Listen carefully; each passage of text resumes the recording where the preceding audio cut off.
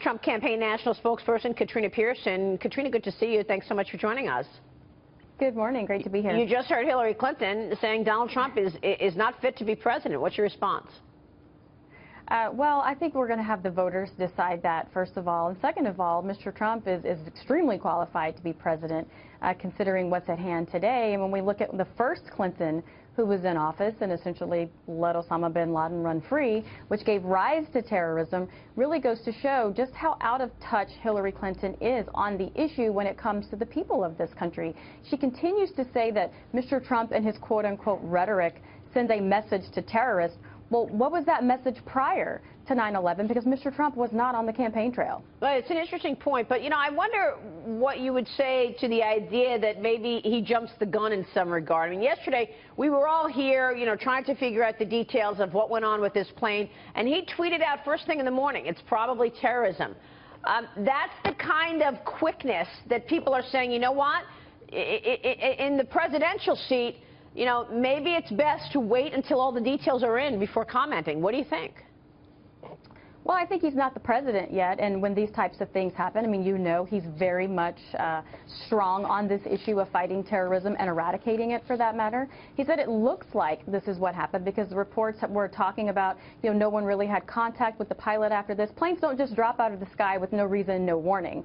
So it's pretty obvious that there was something going on here, and he was just making that point. And to be clear, Dagan, that's what many people are saying right now. Right. From the prime minister down to the candidates, Hillary Clinton as well. Katrina, can you just tell us, was that Donald Trump? Was that Donald Trump who wrote that tweet? Was he sitting at home, sitting in his apartment, literally in front of the TV, watching the coverage, and he just fires it off?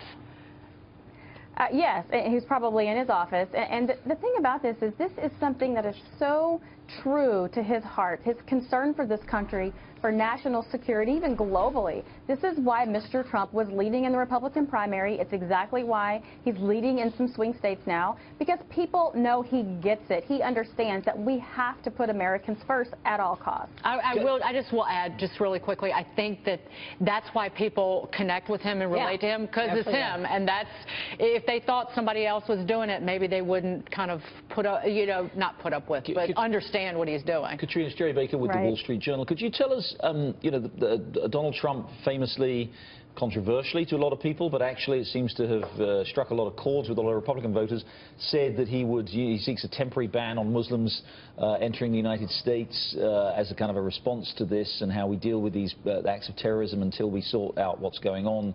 He seems to have kind of slightly modulated that view in the last few months. What's the position right now? Would there just be still, if he becomes president next January, would there just be immediately a blanket ban on all Muslims entering the United States? Well, he hasn't modulated that position at all. The media was reporting that he did. He was simply asked, you know, if he would back away from the ban, and he said, I'd back away from it as soon as I could, as long as mechanisms are put in place. We don't really hear the second part of that interview where he talks about we have to do something to prevent people from coming into this country and hurting Americans. And this was not a blanket Muslim ban, and I keep having to repeat this because the media continues to get this wrong.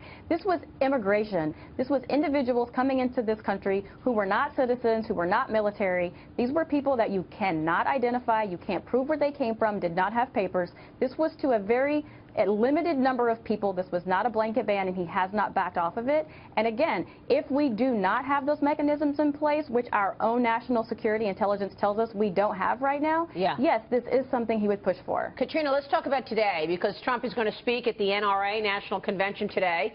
What should we expect to hear from him speaking to gun owners? Well, he's going to be Mr. Trump. You know, he's going to talk about the importance of the Second Amendment. He's going to talk about, you know, what he's gone through to get his permit in the state of New York, which I hear is quite tedious. But it's really important. And this is one of those things that a lot of people really don't understand, particularly those who are against guns. When guns don't kill people, people kill people. And really we have a problem in this country, whether it's mental health and illness. not necessarily the guns themselves. And I think this is a big contrast, again, between Mr. Trump and Hillary Clinton, because we have to be able to protect ourselves in our own homes. We have to be able to protect against those who do go out and do these horrible shootings, and we can't do that if law-abiding citizens are restricted from having access to guns. Yeah, so that's what he'll talk about today at the NRA meeting. Katrina, good to see you. Thanks so much for joining us. Great to be here. Thank you. Katrina Pierson there. Still